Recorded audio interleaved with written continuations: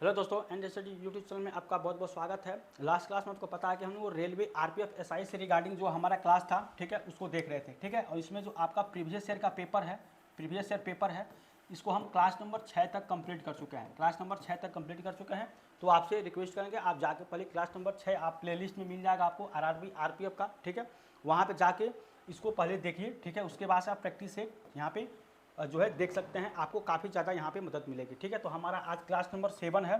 ठीक है, general science का जो भी हम यहाँ पे एग्जाम में पूछता है उसको हम यहाँ पे देखते हैं। ठीक है, तो उम्मीद करते हैं ये क्लास आपको अच्छा लग रहा होगा। अगर अच्छा लग रहा है चैनल को सब्सक्राइब करिए, वीडियो को लाइक करिए, अपने यार दोस्तों को भी शेयर करिए। ठीक है, क्वेश्चन देख लेते हैं। क्वेश्चन सबसे पहले देखिए, ये क्वेश्चन आपका प्रैक्टिस सेट के लिए क्वेश्चन जो आपको कहा जा रहा है यहाँ पे, ये है कि निम्नलिखित में से कौन सा भौतिक परिवर्तन नहीं है। ठीक है, इसमें से कौन सा है चार में से जो भौतिक परिवर्तन नहीं है, बाकी कोई और परिवर्तन होगा। देखिए, काफ़ी अच्छा क्वेश्चन है।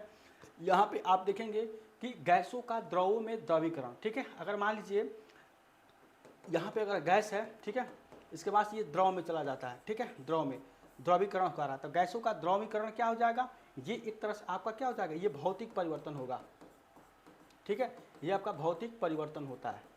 ठीक है, तो ये तो आपका भौतिक परिवर्तन है। कह रहा भौतिक परिवर्तन इसमें से नहीं है, ये बताना। ठोसों का द्रव में पिघलना, तो ठोसों का द्रव में पिघलना मतलब क्या होगा, बर्फ का आपका जो है पानी में पिघलना, ये आपका भौतिक परिवर्तन है। द्रवों का गैसों में वाष्पीकरण, ठीक है, तो ये भी आपका है। पदार्थों का किण्वन, देखिए पदार्थों का किण्वन मतलब क्या होता है, सड़ना से होता है। ठीक है, किण्वन मतलब सड़ना, तो पदार्थों का किण्वन सड़ना मतलब क्या हो जाएगा, एक तरह से आप इसको देखेंगे तो ये क्या होगा आपका, ये हो जाएगा रासायनिक परिवर्तन। ठीक है, रासायनिक परिवर्तन, रासायनिक परिवर्तन ये है। तो यही आपको बताना था यहाँ पे कि कौन सा है जो भौतिक परिवर्तन इनमें से नहीं है, तो ये आपका ऑप्शन नंबर डी हो जाएगा। ऑप्शन नंबर डी इसका आंसर हो जाएगा, पदार्थों का किण्वन। ठीक है, ये हो जाएगा ऑप्शन नंबर डी। तो ये क्वेश्चन था, काफ़ी अच्छा क्वेश्चन था, option number D. Next question आपको यहाँ पे पूछा गया है कि मांसपेशियों का वह भाग, ठीक है, मांसपेशी का वह भाग जो संकुचन उत्पन्न करने के लिए सिकुड़ता है, संकुचन उत्पन्न करने के लिए सिकुड़ता है, क्या कहलाता है। ठीक है, तो ये जो आपको संकुचन उत्पन्न के लिए सिकुड़ता है, इसको क्या कहते हैं, इसको कहते हैं एक्टिन। ठीक है, इसको एक्टिन कहते हैं। ठीक है, इस शब्द को एक्टिन कहते हैं। तो आंसर क्या हो जाएगा यहाँ पे, देखिए ऑप्शन नंबर सी हो जाएगा, एक्टिन। ठीक है, और एक्टिन में क्या पाया जाता है, ट्रोपोमायोसिन, इसको कहा जाता है ट्रोपोमायोसिन। ठीक है, ट्रोपोमायोसिन, और एक और होता है यहाँ पे ट्रोपोनिन। ठीक है, इसको कहते हैं ट्रोपोनिन। ठीक है, ट्रोपोमायोसिन और ट्रोपोनिन, ये दो चीज़ जो है आपको यहाँ पे ये पाया जाता है। ट्रोपोमायोसिन और ट्रोपोनिन ये आपको पाया जाता है, ये किस में दोनों पाया जाता है, एक्टिन में। ठीक है, और एक्टिन क्या करता है, वो संकुचन उत्पन्न करने के लिए सिकुड़ता है। ठीक है, मांसपेशियों में वह भाग संकुचन उत्पन्न के लिए सिकुड़ता है, उसको एक्टिन कहते हैं। ऑप्शन नंबर सी इसका आंसर हो जाएगा। ठीक है, काफ़ी अच्छा क्वेश्चन था। अगला नेक्स्ट क्वेश्चन आपको यहाँ पे पूछा गया, काफ़ी अच्छा क्वेश्चन है कि श्वेत प्रकाश के लिए श्वेत प्रकाश में निम्न में से किस रंग के लिए तरंग दैर्घ्य उच्चतम होता है। ठीक है, उच्चतम मैक्सिमम तरंग दैर्घ्य यहाँ पे किसका होता है, ठीक है, वेवलेंथ जो होता है इसको कहते हैं वेवलेंथ। ठीक है, ये किसका होता है, तो सबसे ज़्यादा अगर बात करें तो ये होता है रेड कलर का, और सबसे कम जो होता है ये होता है आपका बैगनी का। ठीक है, रेड का जो होता है और बैगनी का, रेड का देखें तो ये आपका कितना होता है, ये होता है आपका यहाँ पे 700 से लेकर 635 के एनएम के बीच में ये होता है, और ये आपका 450 से लेकर 400 के बीच में ये आपका होता है। ठीक है, वेवलेंथ सबसे ज़्यादा लाल का होता है, ये आपका सबसे कम वैगनी का होता है। 700 से ये होता है 650 एनएम। ठीक है, तो इसको यहाँ पे याद रखेंगे। सबसे उच्चतम आपको कह रहा है तरंग दैर्घ्य उच्चतम किसका होता है, तो रेड कलर का होता है। ठीक है, ऑप्शन नंबर डी इसका आंसर हो जाएगा। कम किसका होता है, बैगनी का।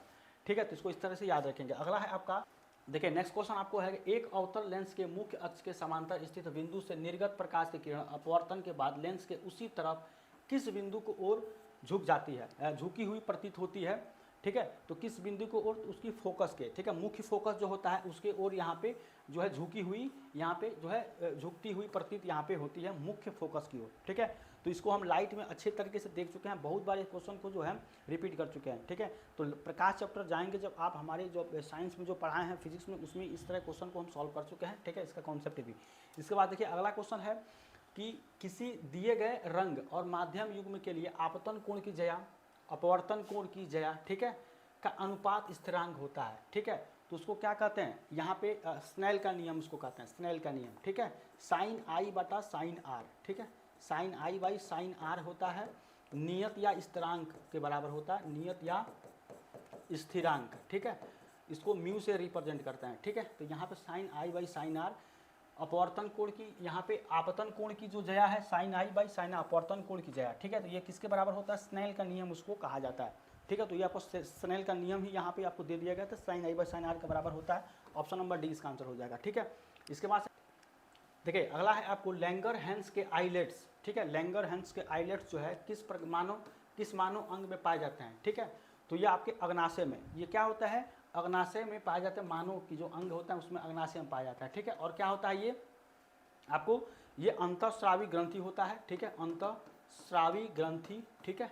अंतःस्रावी तथा बाह्यस्रावी ग्रंथि होता है, बाह्यस्रावी ग्रंथि ये होता है, ठीक है। बाह्यस्रावी ग्रंथि दोनों होता है, अंतःस्रावी ग्रंथि और बाह्यस्रावी ग्रंथि दोनों ये आपका होता है, ठीक है। तो ये हो जाएगा ऑप्शन नंबर ए, इसका आंसर हो जाएगा अग्नाशय, ठीक है। काफ़ी अच्छा क्वेश्चन था। लैंगरहैंस के आइलेट्स किस मानव के किस अंग में पाया जाता है, थोड़ा उल्टा हो गया है। तो ये अग्नाशय में पाया जाता है। अग्नाशय क्या होता है, अंतःस्रावी तथा बाह्यस्रावी ग्रंथि दोनों होता है, ठीक है। इसके बाद देखिए अगला क्वेश्चन, देखिए अगला क्वेश्चन आपको कि इनमें से कौन सा एक संक्रामक रोग नहीं है, ठीक है। संक्रामक रोग नहीं है ये आपको बताना है।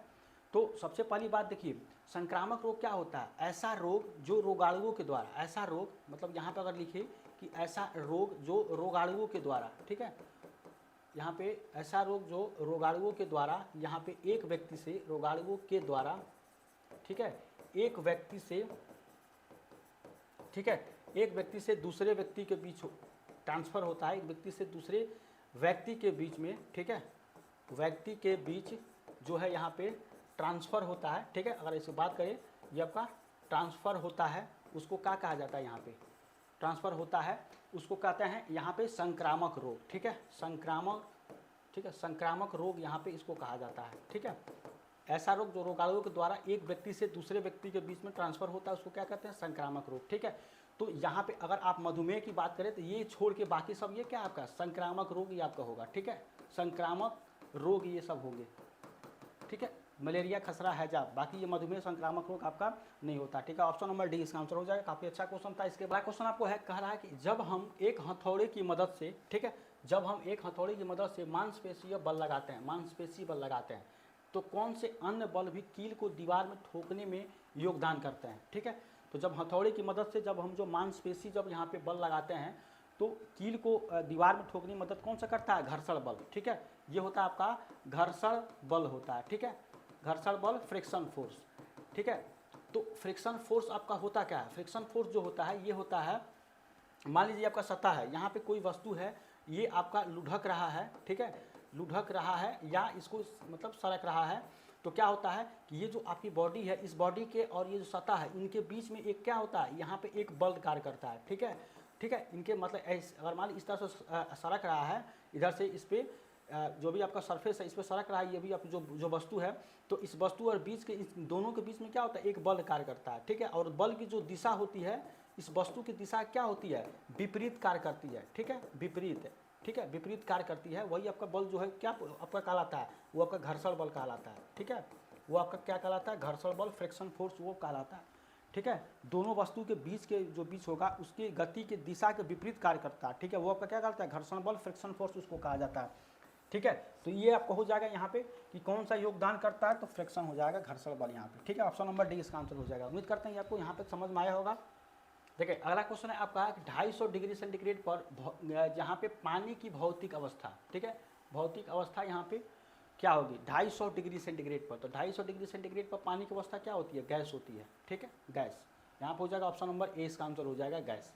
इसके बाद से नेक्स्ट क्वेश्चन देखिए, नेक्स्ट क्वेश्चन है आपका कि क्लोरोफार्म का अणुसूत्र क्या होता है, क्लोरोफार्म, ठीक है, CH-Cl3 होता है, ठीक है, ये इसका फार्मूला होता है CH-Cl3, ऑप्शन नंबर ए हो जाएगा।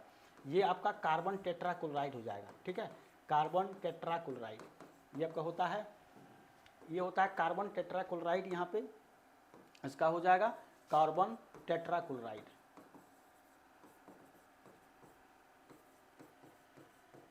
ठीक है, कार्बन टेट्राक्लोराइड। ये आपका मीथेन का फार्मूला है, ठीक है, मीथेन का फार्मूला होता है। और ये आपका क्या, इथेन का, ठीक है, एथेन का फार्मूला होता है, ठीक है, C2H6। तो आपको क्लोरोफार्म का अणुसूत्र यहाँ पूछा गया तो ये हो जाएगा CH-Cl3, ऑप्शन नंबर ए इसका आंसर हो जाएगा, ठीक है। बाकी सब ऑप्शन जितना भी हो सकता है उसको जानने की कोशिश करिए, ठीक है। ये हो जाएगा ऑप्शन नंबर ए इसका आंसर हो जाएगा। इसके बाद अगला देखिए नेक्स्ट क्वेश्चन आपको यहाँ पे कहा गया है कि हवा में प्रकाश की चाल कितनी होती है, ठीक है। तो हवा में प्रकाश की चाल कितनी होती है, 3 × 10⁸ यहाँ पे देखिए 8 मीटर पर सेकेंड होता है, ठीक है, प्रकाश की चाल हवा में। ऑप्शन नंबर ए इसका आंसर हो जाएगा, ठीक है। प्रकाश की चाल 3 × 10⁸ मीटर पर सेकेंड। और 1 लाइट ईयर किसके बराबर होता है, अगर 1 लाइट ईयर की बात करें तो ये होता है 9.46 × 10⁻6, यहाँ पे 10⁻15 मीटर होता है, ठीक है। 1 लाइट ईयर कितना होता है, 9.46 × 10⁻15 मीटर यहाँ पे होता है, ठीक है। और यहाँ पे प्रकाश की जो चाल है ये किसने ज्ञात किया था, तो रोमर नाम के वैज्ञानिक थे, ठीक है। रोमर नामक वैज्ञानिक ने इसको ज्ञात किया था, ठीक है। ये हो जाएगा ऑप्शन नंबर ए इसका आंसर हो जाएगा, 3 × 8। इसके बाद है अगला कि जब अम्ल धातु के कार्बोनेटों के साथ अभिक्रिया करता है तो क्या बनाता है। देखिए हम जो है एनसीईआरटी क्लास में जब यहाँ पे एसिड बेस सॉल्ट जो चैप्टर था उसको जो सॉल्व किए थे उसमें इसको हम देखे थे कि जब भी आपको क्या बनाता है, जब अम्ल है धातु के साथ में, धातु कार्बोनेट के साथ अभिक्रिया करता है तो क्या बनाता है, इनमें से सभी बनाता है। मतलब नमक भी बनाएगा, पानी बनाएगा, कार्बन डाइऑक्साइड बनाता है, इनमें से सभी बनाता है, ठीक है। ऑप्शन नंबर ए इसका आंसर, इनमें से सभी बनाता है, ठीक है। आपको वहाँ पे जब भी एसिड से, यहाँ पे जो एसिड होता था ये धातु कार्बोनेट, ठीक है, धातु के जो यहाँ पे कार्बोनेट थे इससे रिएक्शन करता है तो आपको क्या बनाता था, सॉल्ट बनाता था, ठीक है। और उसके बाद से आपको वाटर भी बनाता था और यहाँ पे CO2 कार्बन डाइऑक्साइड तीनों बनाता था, ठीक है। तो ऑप्शन नंबर ए इसका आंसर हो जाएगा। इसको हम पहले क्लास में एनसीईआरटी क्लास में पूरी तरीके से देख चुके हैं, ठीक है। तो अगर आप नहीं देखे हैं तो जाकर उस क्लास को देखिए, आपको वहाँ से कन्फर्म हो जाएगा, एकदम वहीं से क्वेश्चन ये पूछा गया है, ठीक है। काफ़ी अच्छा क्वेश्चन था, ठीक है। देखिए अगला क्वेश्चन आपका है यहाँ पे, परमाणु क्रमांक 10, 18, 36, 54 वाले तत्व क्या कहलाते हैं, ठीक है। तो 10 यहाँ पे हो जाएगा, एक होता है हाइड्रोजन, हीलियम, ठीक है, हीलियम, नियान, आर्गान, क्रिप्टॉन, ठीक है, जेडान, ठीक है, रेडान, ठीक है। तो ये क्या होता है, इसका दो होता है, इसका क्या होता है नियान, ये आपका 10 होता है, ये इसका 18 होगा यहाँ पे जो भी आपका दिया है, इसके बाद से 36, उसके बाद से क्या हो जाएगा 54, ठीक है।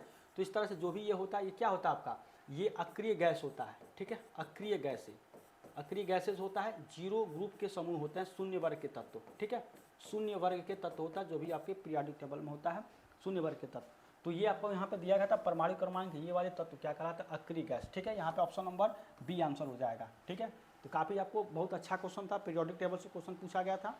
अभी पीरियोडिक टेबल हम देखे नहीं है, लेकिन जब भी देखेंगे उसको अच्छे तरीके से इस तरह क्वेश्चन आप चुटकियों में सॉल्व करेंगे, ठीक है। मतलब बहुत हम बेसिक से पढ़ाने वाले, इसलिए अभी उसको बहुत ज़्यादा हाईलाइट कर नहीं पढ़ाने, 2 चैप्टर पढ़ाए हैं, उसको कंटिन्यू करेंगे लेकिन बेहतर तरीके से, ठीक है। तो ये आपका है, यहाँ पे आंसर हो जाएगा ऑप्शन नंबर बी। इसके बाद से यहाँ पे अगला क्वेश्चन है कि मवेशियों के मुख और पैरों के रोग किसके कारण होता है, ठीक है। तो मवेशी जो होते हैं, जो भी आपके जानवर होते हैं, उनके मुख और पैरों में कौन सा रोग होता है, किसके कारण होता है, तो ये आपका किससे होता है, विषाणु के कारण, ठीक है, विषाणु के कारण यहाँ पे होता है, जो भी उसके मुख। तो ये था हमारा आज का क्लास। उम्मीद करते हैं आपको आज का क्लास अच्छा लगा। अगर अच्छा लगा चैनल को सब्सक्राइब करिए, वीडियो को लाइक करिए और अपने यार दोस्तों को भी शेयर करिए, ठीक है। तो मिलते हैं नेक्स्ट क्लास, तब तक थैंक यू सो मच।